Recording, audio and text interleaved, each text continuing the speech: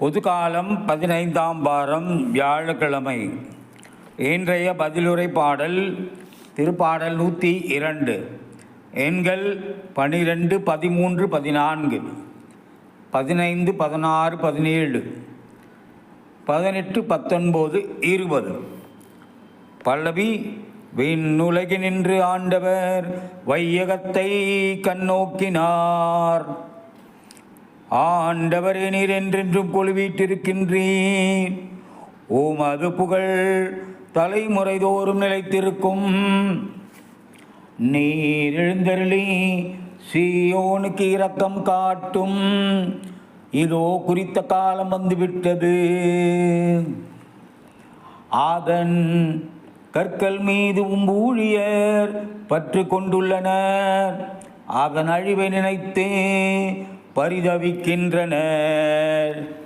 பல்லவி: விண்ணுலகினின்று ஆண்டவர் மண்ணகத்தை கண்ணோக்கினார். வேற்றினத்தார் ஆண்டவர் பெயருக்கு அஞ்சுவர். பூவுலகின் மன்னர் யாவரும் அவரது மாட்சியை கண்டு மருளுவர். ஏனெனில் ஆண்டவர் சீயோனை கட்டி எழுப்புவார். அங்கு அவர் தம்மை மாட்சியுடன் திகழ்வார். திக்கற்றவர்களின் வேண்டுதலுக்கு அவர் செவி கொடுப்பார். அவர்களின் மன்றாட்டை அவமதியார். பல்லவி: விண்ணுலகினின்று ஆண்டவர் மண்ணகத்தை கண்ணோக்கினார்.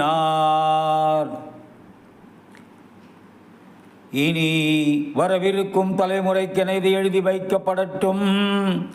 படைக்கப்பட இருக்கும் மக்கள் ஆண்டவரை புகழட்டும். ஆண்டவர் தம் மேலுலகு திருத்தலத்திற்கு நோக்கினார்.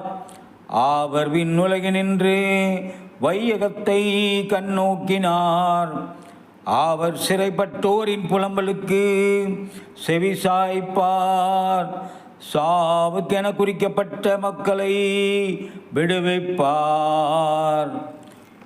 பல்லவி: விண்ணுலகினின்று ஆண்டவர் மண்ணகத்தை கண்ணோக்கினார்.